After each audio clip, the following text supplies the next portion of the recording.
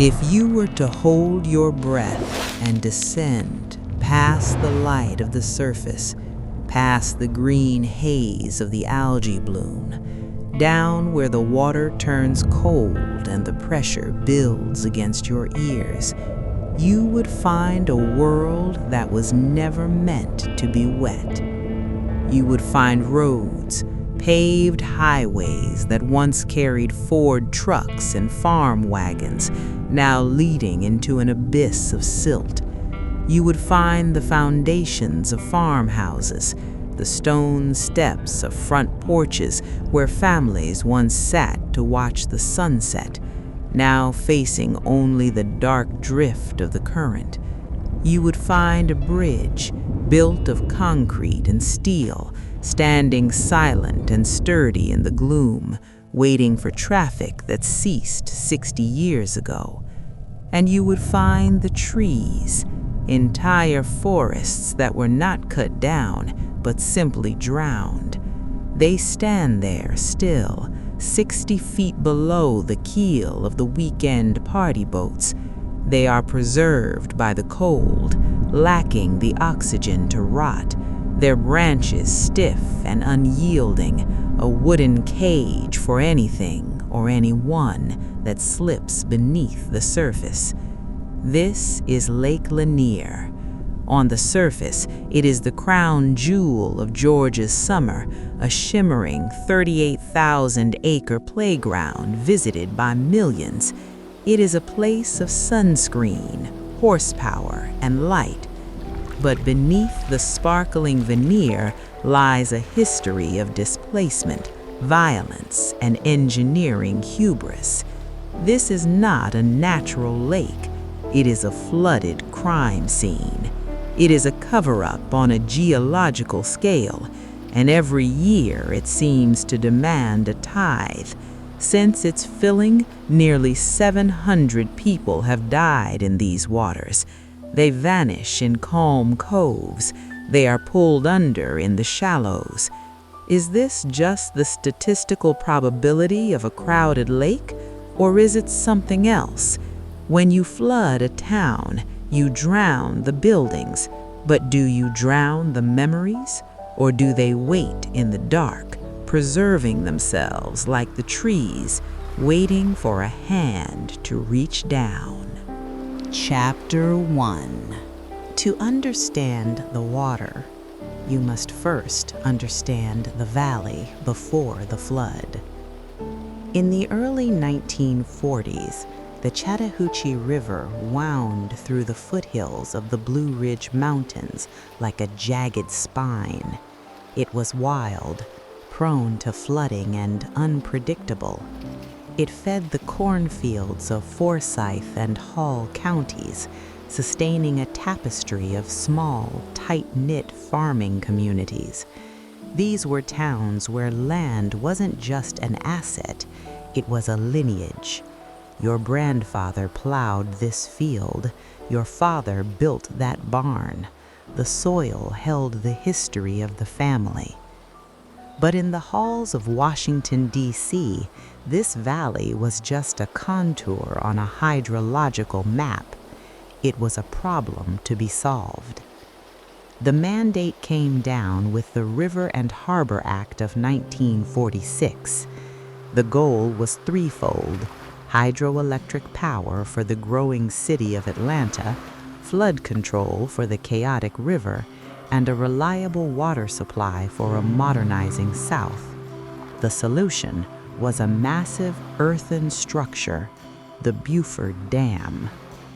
Construction began in 1950. It was a marvel of mid-century engineering, a testament to the belief that nature was something to be disciplined by concrete and dynamite.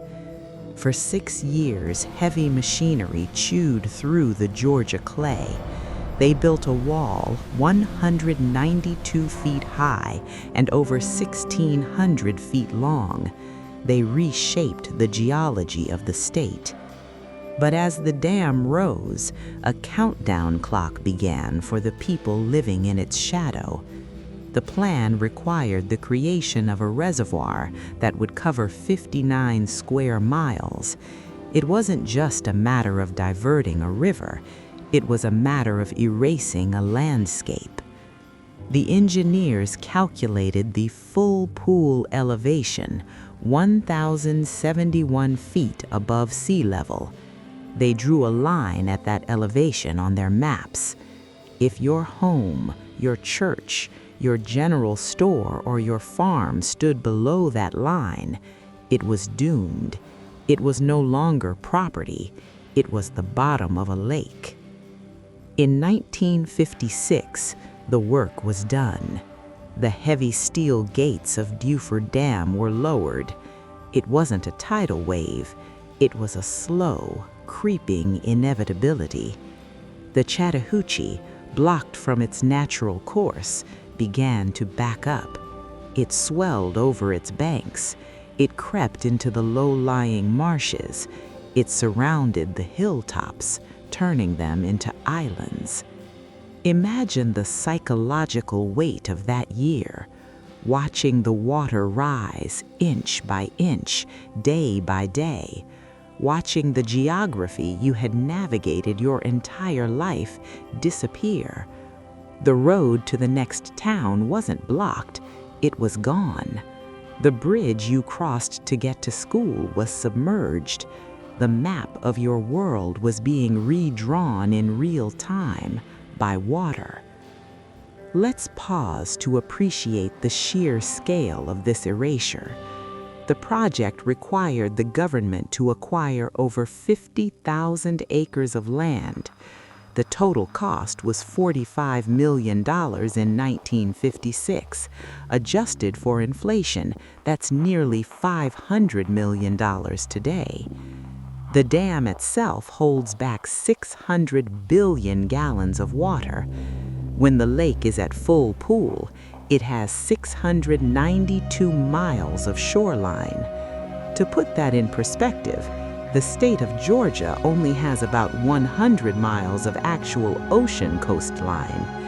This wasn't just a lake, it was an inland sea manufactured by hand. Chapter 2. Progress has a price, and in 1950s Georgia, that price was paid by the families in the sacrifice zones. The government called it eminent domain. The families called it theft. The U.S. Army Corps of Engineers sent agents door to door making offers for the land. Some sold willingly, seeing a chance to escape the hard life of farming. Others resisted. They argued that the prices were too low, that the land was priceless. But you cannot negotiate with a rising tide. Approximately 700 families were displaced. 250 homes were demolished or moved. But relocation is a tidy word for a messy, heartbreaking reality. They couldn't take everything. There wasn't time and there wasn't money. So they took what they could carry, the furniture, the livestock, the keepsakes, and they left the rest. They burned the wooden barns to prevent them from floating up later as hazards. They knocked down the chimneys, but the foundations remained. The concrete steps remained. The wire fences, the chicken coops, the silos. Much of the hard infrastructure of these lives was simply abandoned to the flood. But the most painful negotiation wasn't over the houses, it was over the graves. The valley was dotted with small family cemeteries, churchyards where generations lay side by side. The Corps of Engineers had a policy for this: disinterment and relocation. Official records state that the Corps moved approximately 20 cemeteries. They identify around 1,500 graves that were carefully dug up, placed in fresh boxes, and moved to higher ground. It was a gruesome industrial undertaking, crews working with shovels and backhoes, disturbing the rest of the 19th century dead. But local lore and common sense suggests the job was far from complete. In the rural South of the early 1900s, not everyone could afford a marble headstone. Many graves were marked with simple field stones. Others were marked with wooden crosses that had long since rotted away. Slave cemeteries, often segregated and poorly documented, were easily overlooked by surveyors in a hurry. The families knew where they were, but the maps did not. As the water rose, it didn't just cover the soil, it covered the secrets of the soil. It is a near certainty that beneath the keel of your boat there are graves that were never opened, bones that were never moved. The lake is not just a reservoir, it is a reliquary. And in the folklore of the region, this is the first sin. You do not disturb the dead without consequence, and you certainly do not drown them. Chapter 3. The water hadn't even finished settling before the lake claimed its first legend. It was April 1958. The lake was 2 years old. The scars on the shoreline were still fresh red clay. Two women, Delia Mae Parker Young and Susie Roberts, were driving home after a night out. They were in a 1954 Ford.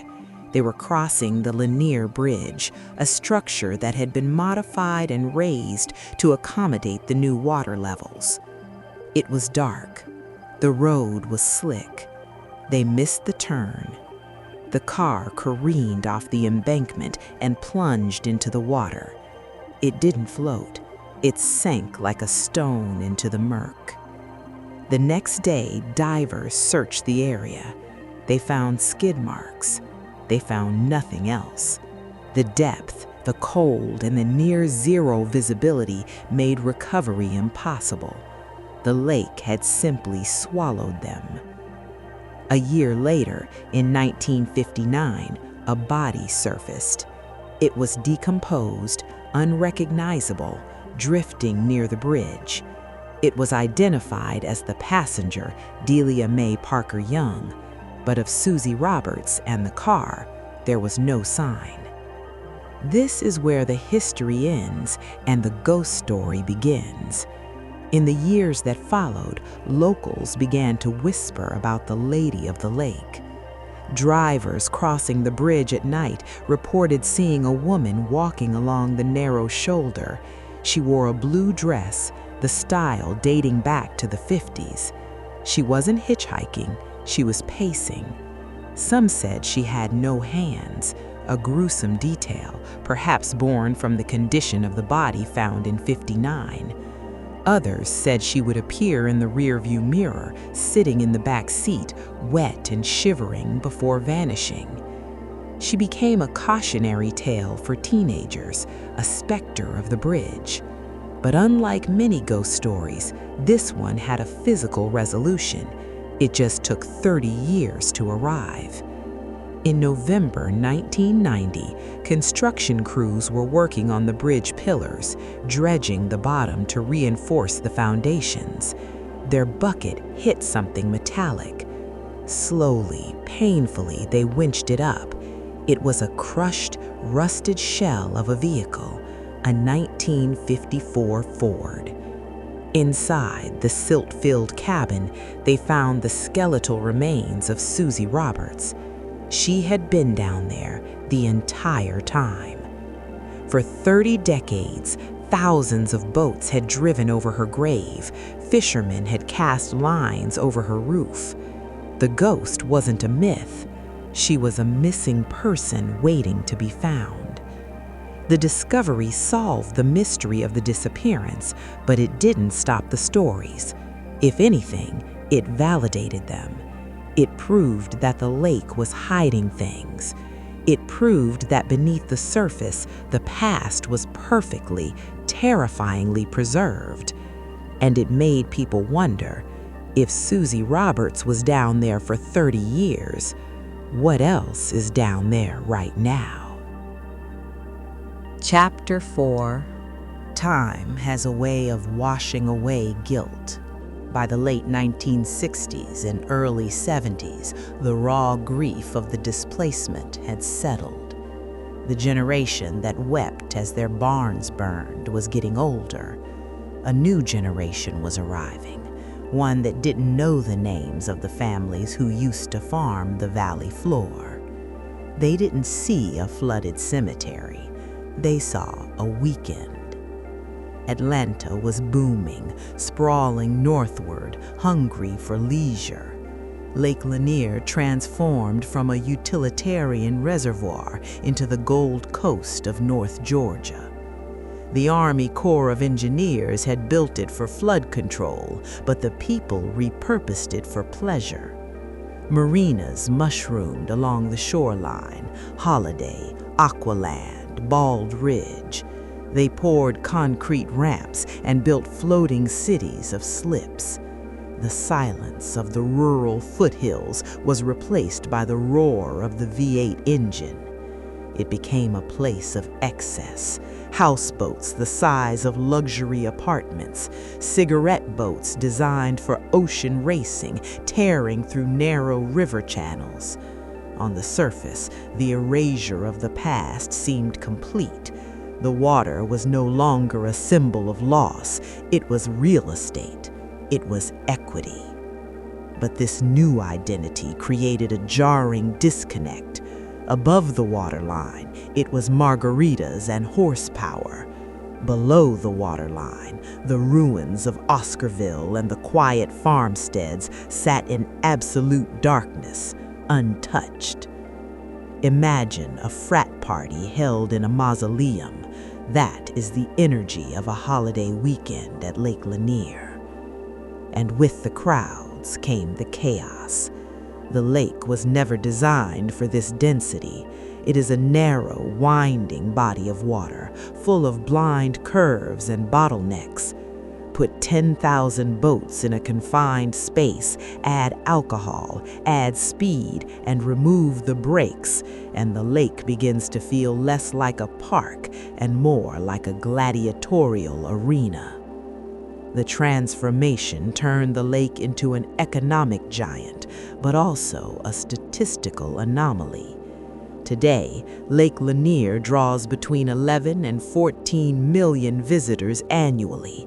To put that in perspective, that is roughly the same number of visitors as the Great Smoky Mountains National Park, the most visited national park in America. But while the Smokies are spread over 500,000 acres, Lanier crowds that humanity into just 38,000 acres of water. The economic impact exceeds $10 billion for the region.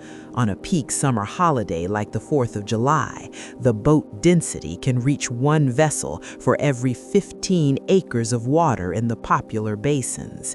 It is a traffic jam with no lanes, floating over a landscape of hidden knives. Chapter 5. The danger of Lake Lanier isn't just about the boats on top. It's about what the boats are driving over. Most lakes have a bottom that has been smoothed by millennia of erosion. A natural lake is a bowl. Lake Lanier is not a bowl. It is a drowned valley. It has cliffs. It has ravines. It has hilltops that are now shoals just inches below the surface. And then there are the trees. When the dam was built, the Corps cleared the hilltops, the parts that would be close to the surface and dangerous to navigation. But in the deep channels, in the coves, They left the forests standing. 60 feet down, 80 feet down, entire groves of oak and pine are still there because the water at that depth is so cold and holds so little oxygen, the wood decays at a glacial pace. They are not soft, rotting logs. They are hard. They are jagged. Fishermen call them snags. Divers call them traps. If you are a swimmer and you tire and you sink, you don't hit a sandy bottom. You might fall into the canopy of a ghost forest. The branches can catch a limb. They can snag a life vest. There are stories of divers going down to recover an anchor and finding themselves entangled in a tree that died before they were born. And it's not just nature. The human debris is everywhere. Because the lake level fluctuates wildly, sometimes dropping 15 or 20 feet in a drought, people treat it as a dumping ground.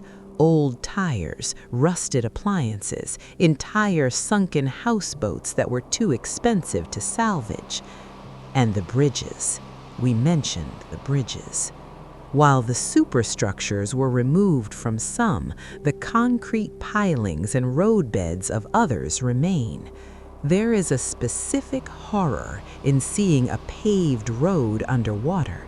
It triggers something primal in the brain, a signal that says, this is wrong, this should not be here. The lake is an obstacle course where you can't see the obstacles. You are water skiing blindfolded through a demolition site. Chapter 6. As the crowds grew, so did the crosses on the shoreline. At first, the deaths were dismissed as individual tragedies, a drunk driver hitting a shoal, a swimmer cramping up. But as the decades passed, the numbers began to accumulate into a grim pattern. The statistics are sobering.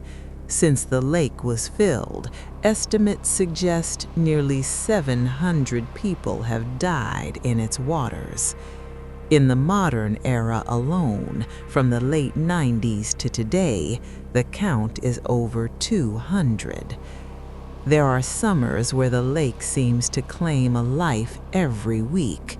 A jet ski collides with a pontoon. A father jumps in to save a dropped hat and never resurfaces. A boat catches fire and explodes. You hear folks talk about the Lanier curse. They say the lake gets hungry. It sounds silly when you say it in the daylight, but you work the night shift on the rescue squad, you pull enough young kids out of that cold water, you start to wonder. It feels like the lake takes 10 lives a year, like a tax. The consistency of the tragedy is what unnerves people. It's not just that people die, it's how they die. There are reports of freak accidents, boats hitting objects that don't show up on sonar, swimmers who were excellent athletes suddenly disappearing in calm water just yards from the dock. By the early 2000s, the narrative had shifted. Lake Lanier wasn't just dangerous, it was predatory. The fun-loving Gold Coast image began to crack. People started looking at the water with suspicion. When a place kills that many people, the human mind refuses to accept accident as the only answer. We need a reason, we need a villain, and if the villain isn't the drunk boater or the hidden tree, then the villain must be something older, something that was there before the water. Chapter 7. There is a specific sensation that separates a drowning in a pool from a drowning in Lake Lanier. In a pool, you sink. In Lanier, people claim you are pulled. Go to the message boards, talk to the locals in the bait shops, ask the lifeguards who patrol the beaches at the state parks. You will hear the same story repeated with unsettling consistency. Survivors, people who went under and managed to fight their way back up, often describe a tactile horror. They don't speak of cramps or exhaustion, they speak of a grip. It felt like a hand, they say. Something cold grabbed my ankle. I was pushed down. There was a case of a man who swam out to retrieve a drifting raft. He was a strong swimmer.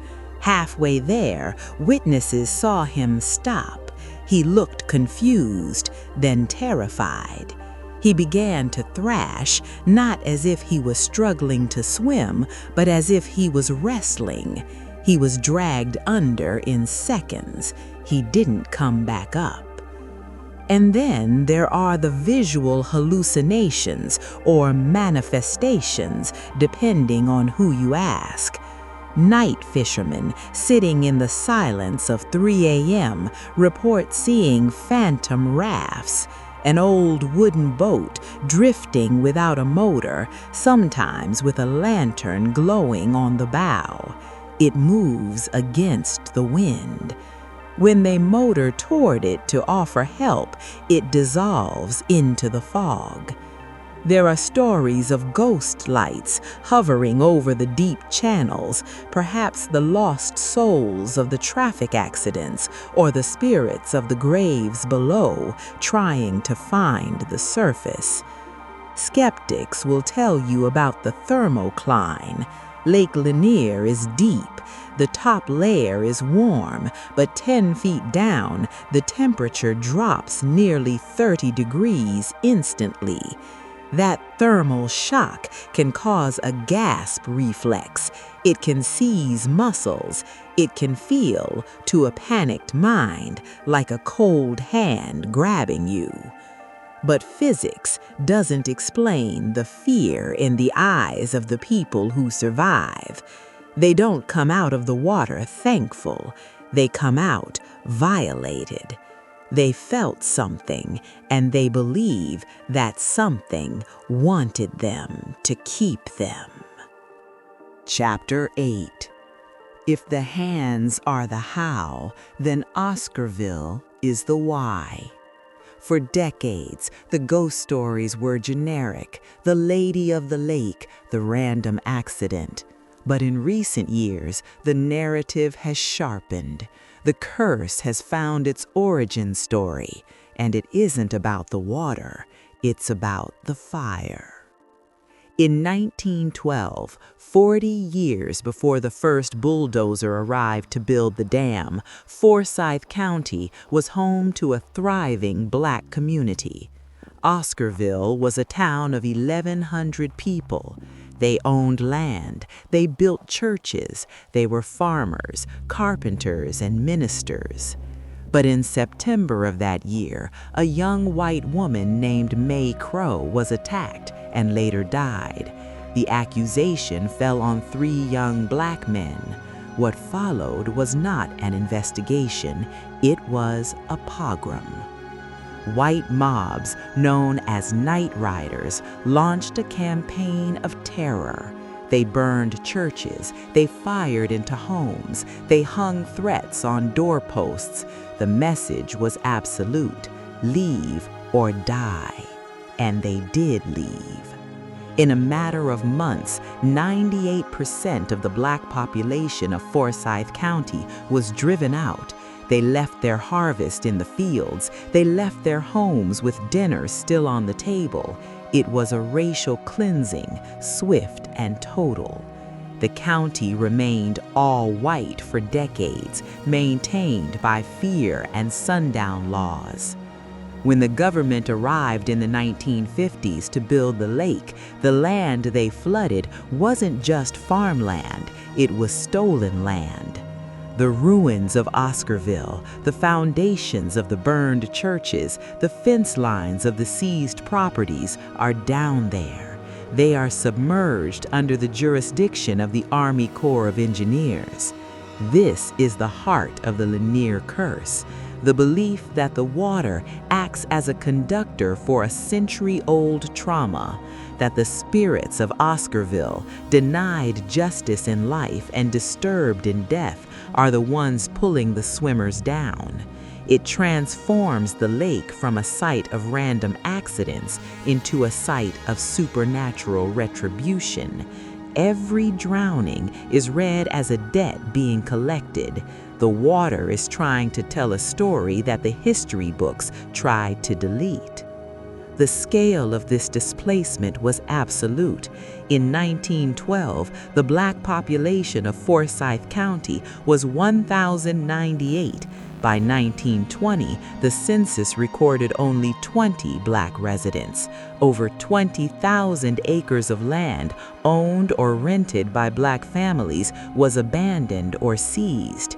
When the lake was created in the 1950s, it covered a significant portion of this specific geography.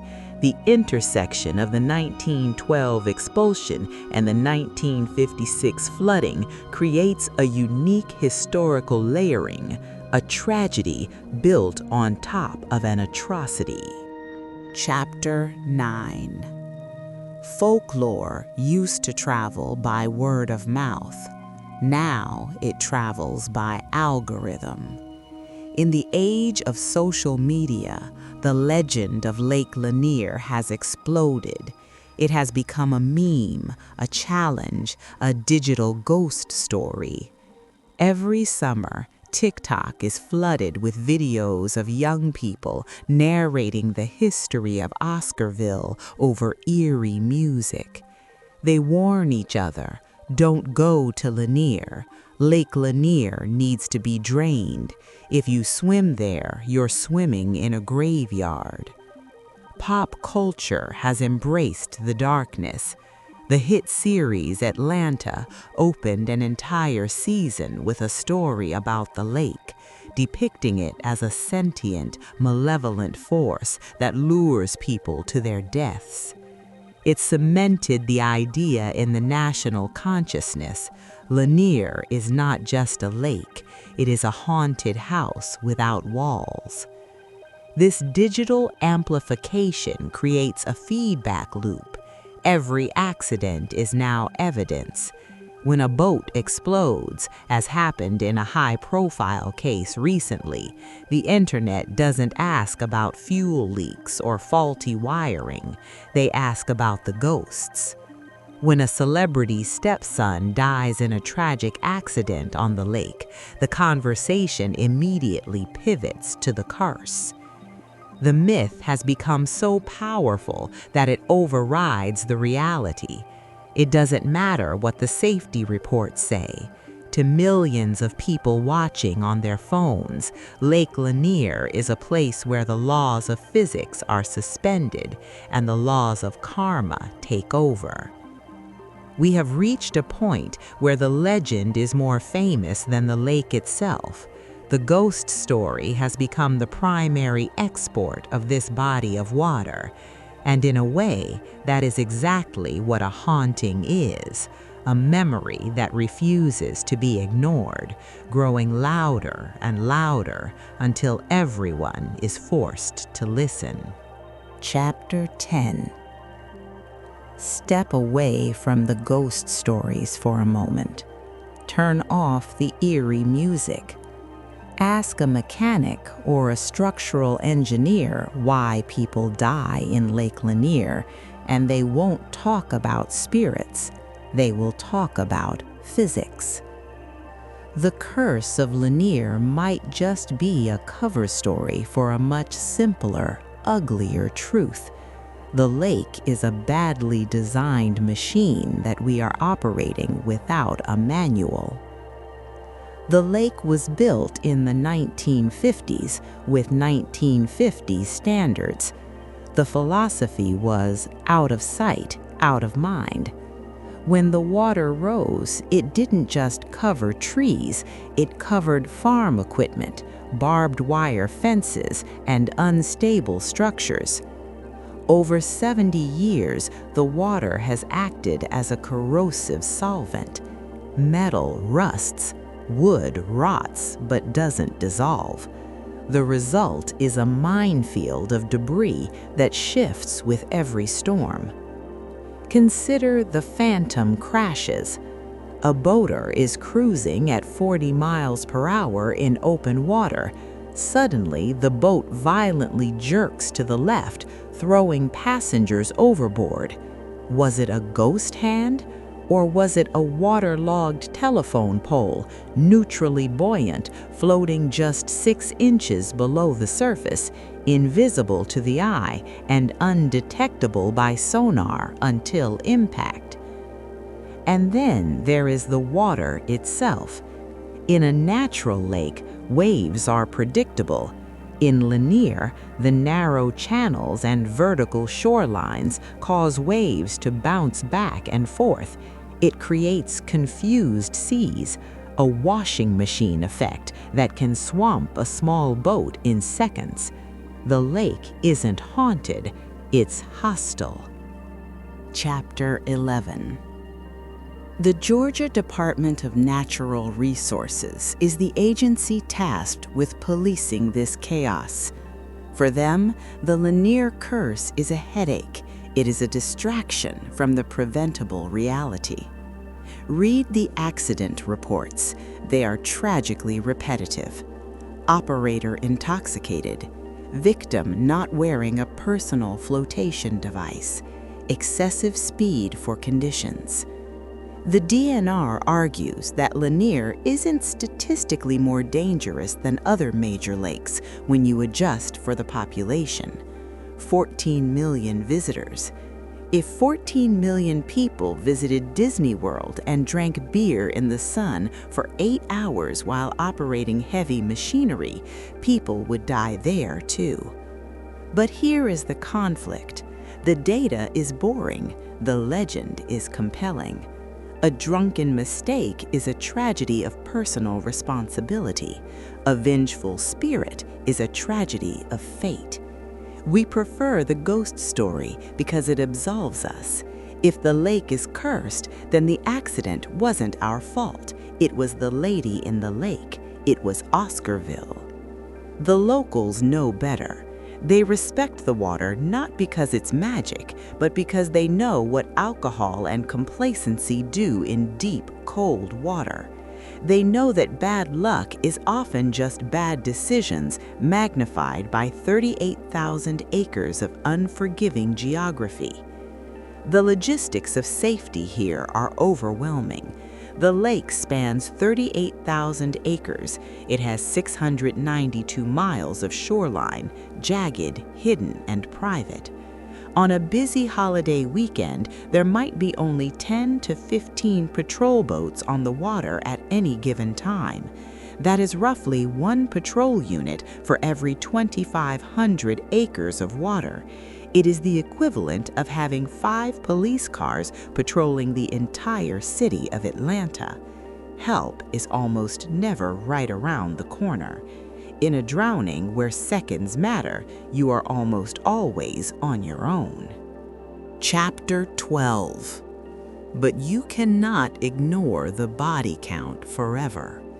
In 2012, after a particularly brutal summer where a young boy was killed in a jet ski collision and another tragedy claimed a family, the community reached a breaking point. The "Stop the Curse" rhetoric shifted to "Fix the Lake." The Lake Lanier Association and other groups launched initiatives. They installed solar-powered lights on hazard markers. They began aggressive debris removal programs. They dragged the bottom of the busiest channels. They pulled out tons of trash. They pulled out sunken docks. They pulled out the physical teeth of the monster. But the lake fights back. Lake Lanier is a living system. Silt moves. Rain washes new trees into the water. A shoal that was safe in June might be a hazard in August if the water level drops 2 feet. You can clean a swimming pool. You cannot clean a 59-square-mile reservoir. The initiatives helped. The death rate stabilized for a time, but they could not zero it out. You can put up a sign that says no swimming. You can put a light on a buoy, but you cannot regulate the depth. You cannot drain the cold, and you cannot legislate the eerie feeling that comes when you are treading water in the middle of the lake and you realize that 70 feet below you there is a road that no one has driven on for 60 years. The lake remains wild, and in a world that tries to sanitize every experience, Lake Lanier is a reminder that nature, even man-made nature, is indifferent to our safety. Chapter 13. The water keeps its secrets until it doesn't. Lake Lanier is not a static body. It breathes. Every few years, Georgia suffers a drought. The rain stops, the heat rises, and the lake begins to shrink. These are the moments when the folklore becomes physical reality. As the waterline recedes 10, 15, sometimes 20 feet, the lake is forced to confess what it is hiding. In 2007 and again in 2016, the water dropped so low that the Gainesville Speedway reemerged. This was a racetrack buried in the 50s. Suddenly, there it was, the asphalt track, the concrete grandstands where crowds once cheered. It looked like a Roman ruin, dripping with slime, baking in the sun. People walked out onto the track. They stood on the pavement that had been underwater for half a century. It was a visceral reminder. The world before the lake didn't dissolve. It's just holding its breath. During these low tides, boaters hit new hazards. Islands appear where there was once open water, and deeper things surface. Hikers walking the receding shoreline have found old property markers. They have found the jagged remains of the bridges. In one instance, the receding water revealed a hilltop cemetery that had been an island, suddenly reconnected to the mainland. It was as if the dead were trying to walk back home. The psychology of the lake changes. When the water is high, the surface acts as a mirror. It reflects the sky, the trees, the beauty. But when the water is low, the mirror breaks. You see the mud. You smell the decay of 60 years of rot. You realize that you aren't swimming in a pool. You are swimming in a bowl of debris. And then, inevitably, the rain returns. The water rises. The racetrack, the foundations, and the stones disappear again. The secret is kept for another decade. Chapter 14. For the tourists, the lake is a weekend. For the families of the missing, the lake is a vigil. If you navigate away from the party coves into the quiet fingers of the lake where the water is still, you will find the evidence of the toll. You will see crosses hammered into the red clay banks. You will see wreaths of plastic flowers, faded pink and blue by the relentless sun, nailed to the trunks of pine trees.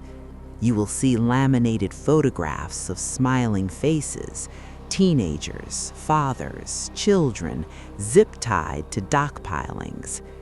To these families, the curse of Oscarville isn't a spooky campfire story. It is an explanation for the unexplainable. When you lose a child to a lake that seems to grab them and hold them, you need to believe it wasn't just bad luck.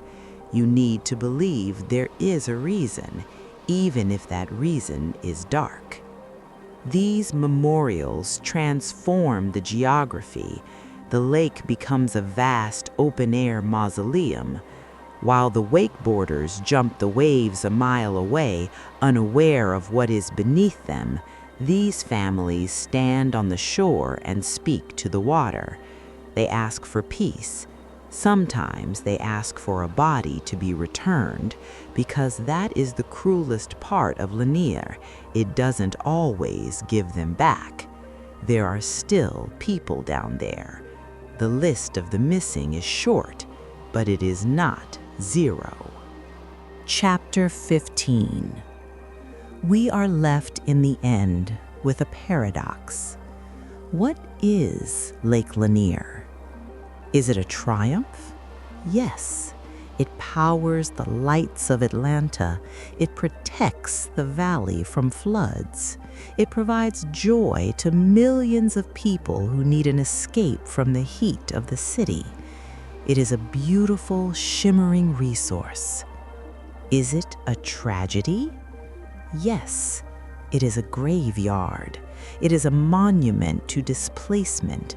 It is a place where the hubris of engineering met the stubbornness of history. We want the world to be simple. We want the lake to be safe or cursed. But Lake Lanier refuses to be one thing.